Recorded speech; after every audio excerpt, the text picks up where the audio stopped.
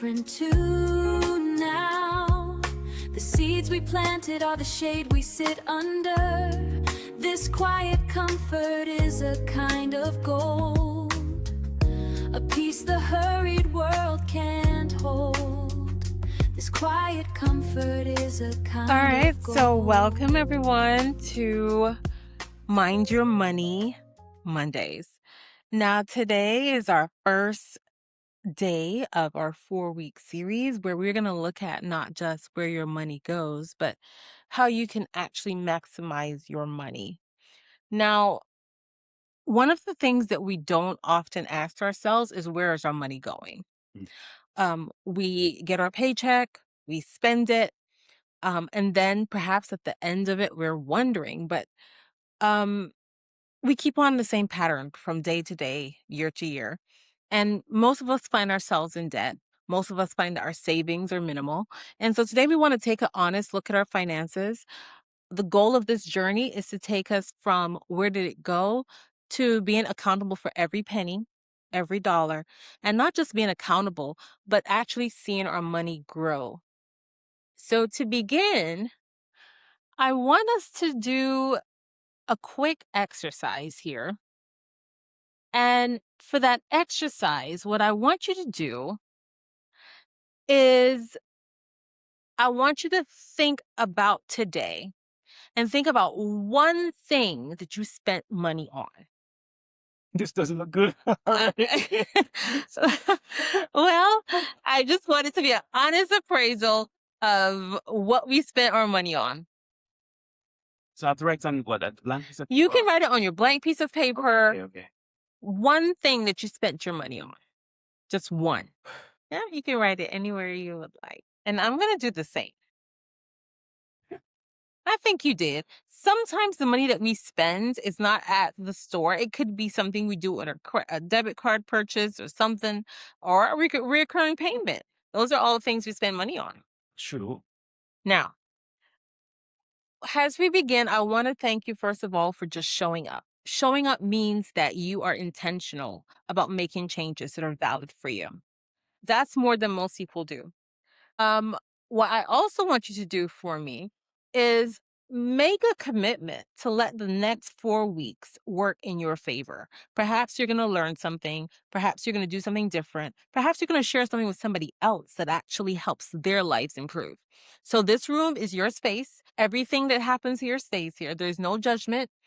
What we talk about is personal to us. There's no such thing as a dumb question. And the only questions that don't get answered are the ones that no one asks. Now, I'm going to pick on somebody, and I want Sion to tell me one thing that he spent his money on today. Caffeinated drink. A caffeinated drink. Okay. I want you to tell me approximately how much did that caffeinated drink cost? $2.50. Okay, that's pretty good. $2.50. Now, if you were to buy one of those each day of the week, how much money would that be? Each day of the week, it would be, so that's 5 to 10, $12.50. So $12.50 that you're spending on caffeinated drinks on a 5-day Work week. Yeah. work week. Now, when you hear $12.50, does that seem like a lot to you? No. No, that's nothing, right? I want you to take that number, and I want you guys to get in the habit of using your calculator. So just pull your calculators out. I want you to multiply that $12.50 by 52, the number of weeks in a year, $650. Now, let me ask you, Sion, what would you do with $650? I would pay my car note. You would pay your car note. So what we're talking about in reality is that in a year, you can add an extra payment to your car note for the price of your caffeinated beverage that you're spending each day. Sounds good to me. Sounds But what good if I to you. want to really like? It's because that's benefiting me, that water, it's That caffeinated A drink. caffeinated drink. yeah, like I mean, I see it as, something that keeps me awake, but it doesn't add real value to my Uh-huh. life. I can skip a caffeinated drink for an extra car payment or for 1 month's rent. All right, we're going to break it down. I like where you guys are going. We're going to break it down and we're going to talk about what we can do where we get satisfaction on both ends. Because there's nothing wrong with getting a caffeinated drink. But what if we can cut that caffeinated drink down to a 50-cent cost? Do we still see a cost saving? So we're going to get there. All right. So we talked about where your money went today. And so some of us, we may not have spent more than $250. But what about in this month? Let's go broader. Let's think about what we did for the whole month. Now, most people can say what they earn, right? But most of the time we can't say where it went. And that's the problem because we do a lot of impulse buying, right? Now, for some of us, we may be already debt free. Maybe we're not carrying debt. But is your money still working for you? And there's a difference between having debt and actually having money that we can consider wealth. And we're going to look at both sides of that coin. So if you don't know where your money went last month, that's where we need to do with our awareness. Now, I want to talk about the debt cycle. Studies show that 60% of Americans are in debt already, right? And the number may be even bigger than that. But the 60% that are in debt actually feel the strain of that debt. Meaning, from paycheck to paycheck, they are worried. They're worried about their finances. And what most people don't realize is that we live in a cycle where we spend, and oftentimes we spend more than we earn. Why do we do that? Impulse buying. Yeah, I think impulse buying. Impulse buying, And the television too as well. to A television. lot of times, Exactly. But outside of that, there's more as well. Mm-hmm. I mean, there's some people that can't even afford a TV. What about those that can't afford a TV, but they go to the corner shop every chance they get to buy a little snack here or a drink here, or, instead of maybe cooking a meal, so they just go and buy little things that actually adds up to more than a meal. Mm-hmm. Mm. So I think what we're talking about on some level is something that's deeper than what we normally talk about. We talk about impulse, but we miss the psychological impact that's actually happening. And here's what I mean by that. Most people have some traumatic incident that's driving their response to their behavior. For example, I grew up in a home, perhaps, that we didn't always have a lot of food. Mm-hmm. So now, when I'm able to provide my own financial, I want to keep food in my house. So that may mean I overspend at the supermarket because I'm afraid of not having enough. That is true. And that often drives my need to have more. Or perhaps I couldn't afford a nice fancy car. My family couldn't afford a nice fancy car. And for me, having a nice fancy car means something. I'm wondering because like when you see on the television, sometimes you hear that they go in bankruptcy. Mm-hmm. You wonder, and sometimes I want through their life they're buying so many different things, and so what you're saying, I can see what you're saying where that is concerned. So it's like they didn't have these things. So it's like, no, yes, they did buy it. Now I get I know I access get it. to Yeah, it. so I can see the psychological thing with us with Mhm. these things. And so for some of us, it may also be the dopamine kick. Now, we know what dopamine is. It's that feel-good hormone. We feel good when we buy something. When you walk into a store and you spend money, you feel good. It's a new shiny object. It actually gives us an intrinsic thrill. And so what happens is we keep buying things to keep feeling that way. For example, if I had a hard day at work, I want to come home and I might want a sweet treat. I don't need it, but I'm going to buy it because it makes me feel better. Some people, they had a rough week at work. I'm going to go shopping. I need a new dress. I need a new pair of shoes. It makes me feel better about whatever's going on in my life. And so these are the type of things that drive our need to have more because it makes us feel good emotionally because we have not balanced those emotions. Now, here's the problem with this society, and I think you mentioned this, is geared towards helping us to activate those dopamine receptors. So you're on your internet and you're scrolling and something pops up. And what does it say? 2 left. I want one of these because there's only 2 left. So it triggers something in me emotionally to say, I need this one thing. Mm. Or you're at the store and you're just browsing and you see a pants and it says 50% off. Yeah, How are you going to walk away from 50% off? you have to get the 50%. You have to get the 50% off. Lose that. It's exactly. I don't want to lose this bargain. So now I'm going to buy this thing that I don't need, but I don't want to lose the deal. The deal is most important to me. And here's what the stores have done. It's not really 50% off. They marked it up 50% higher so that you can enjoy the deal of getting 50% off. And so now you have spent money that you don't have. And we know that right now we get a lot of targeted ads. So as you buy one thing from a store, they send you more ads related to what you already like. And so you're being bombarded by images, by advertisements that are geared towards what you're already thinking about. And now it makes it harder for you to say no, because now you just realize, I need this. This is going to make me better. This is going to make me happier. And so we're spending. And oftentimes that spending does not equate to what we're bringing in. And so now we are in distress. So let's talk about expenses.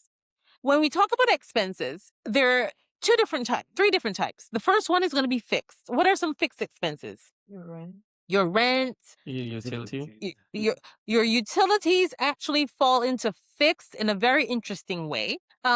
Your rent is probably the same, right? So Yeah, it's variable. exactly. So your rent is the same, but your utilities may be variable because it's summer. Your car payment can be or It's fixed. your car payment is fixed. Your Right? car So payment is that's- fixed. Yes. Your Your phone bill may be fixed for the most Yeah. part, right? Depending on usage. It may depend on, well, if you have a plan that still does usage, most of the plans are usually pretty straightforward and fixed. But these are things that are predictable. I know what my rent is going to be every month. I can guarantee that. That's what we're talking about. Fixed expenses, things that don't change from month to month.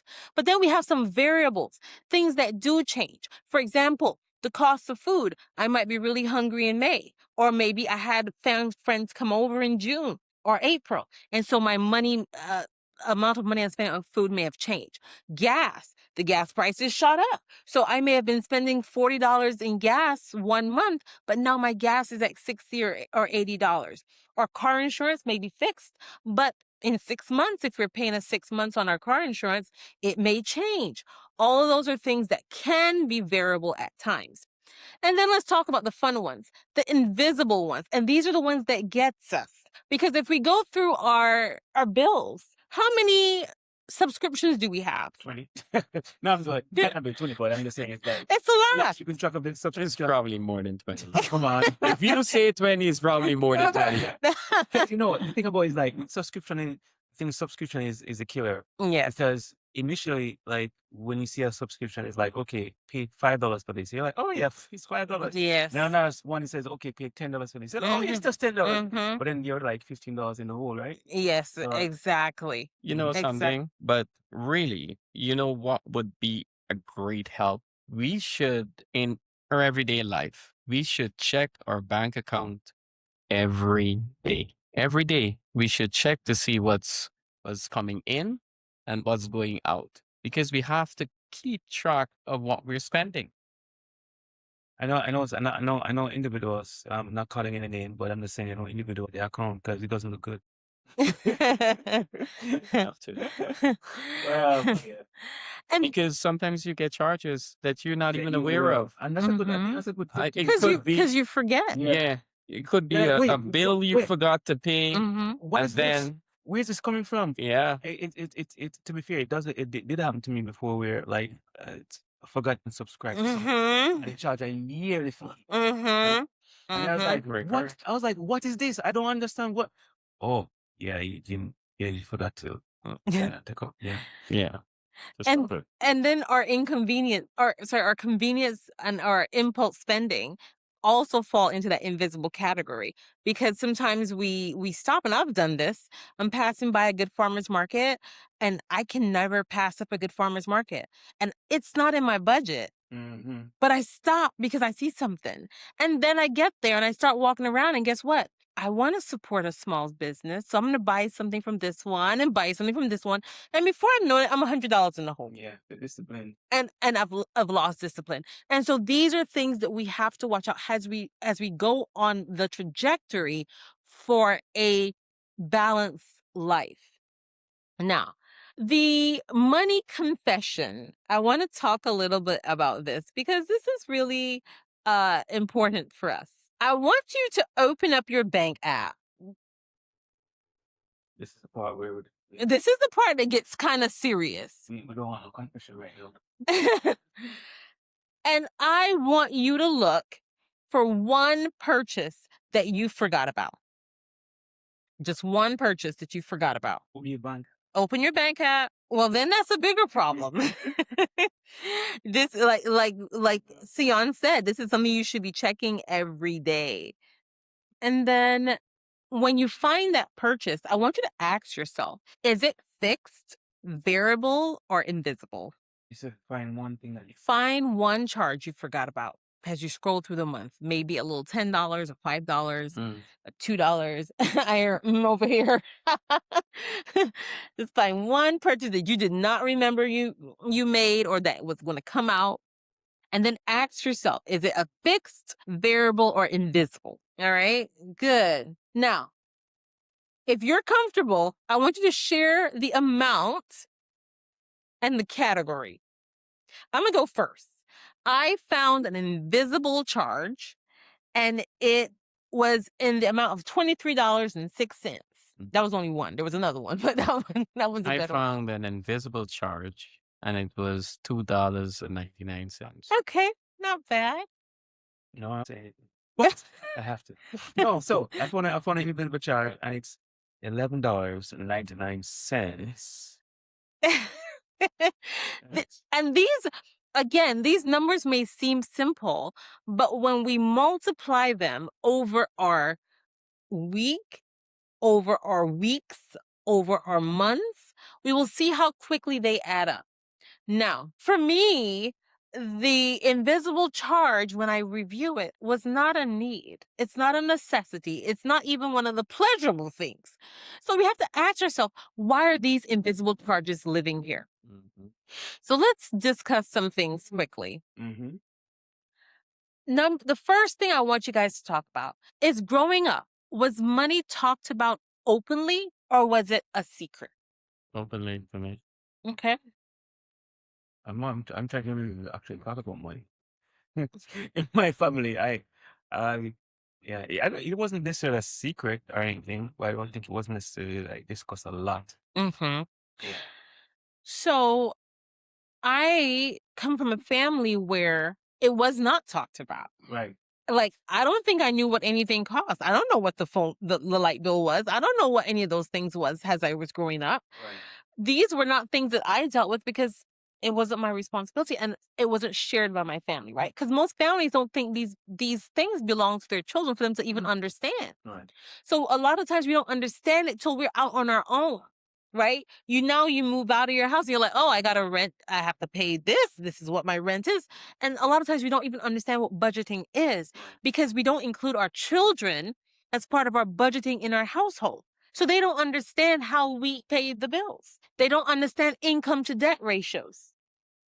But this is part of the conversation that families should be having together so that they can understand and be prepared for the workforce. I would say to us like thinking about what you're saying that sometimes like, when you get mom is like, oh, you need to turn on the light. What? Why? Mm-hmm. I mean, but it's because it's not directly affecting you because you're Right. paying the bills. You're not doing anything, so Exactly. Now, which of these categories that we've talked about so far surprised you the most when you review or you're reviewing your accounts? Is it a fixed expense that you're like, man, I didn't realize this is coming out every month? Is it a variable or is it the invisible spending? For me, I think the culprit uh is the variable. Mm-hmm. The invisible, like I never really saw a lot of invisible, I just see a lot of variable. And that's what the one that I think that adds up the impulse buying, right? Mm-hmm. Stuff, things that you don't need. Well, yeah. I And think go for ahead. me, Mm-hmm. it's the invisible because it's the thing that it's the one that you kind of forget about, and you kind of know from time to time you do remember that it's there, but then you put it out your mind. Mm-hmm. So that invisible spending, like I just found one, um, the gym that I don't go to, Mm-hmm. you know, That's and on a that is bad, you yep. know what I mean? And those are the things that we have to correct Mm-hmm. because if I look at that spending, um, the gym, if I was to save that money on a monthly basis, you know what I could do with that money? Mm-hmm. And it just takes going to the gym in person and canceling it. Mm. So it's taking that responsibility The and effort. making that Yeah. effort, that time to get it done. And companies know that.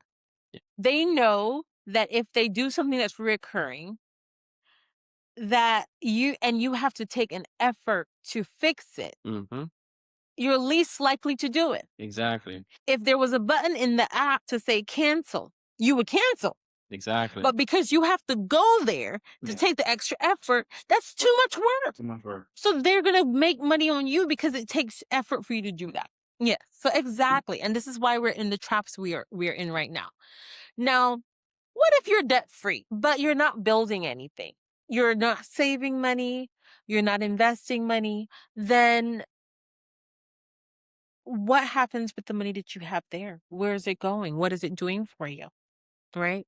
Those are questions we have to ask. Your money wouldn't grow. It wouldn't grow. It wouldn't grow. So, if you're, let's say, for instance, you have that money, the best thing to do is invest it, Mm-hmm.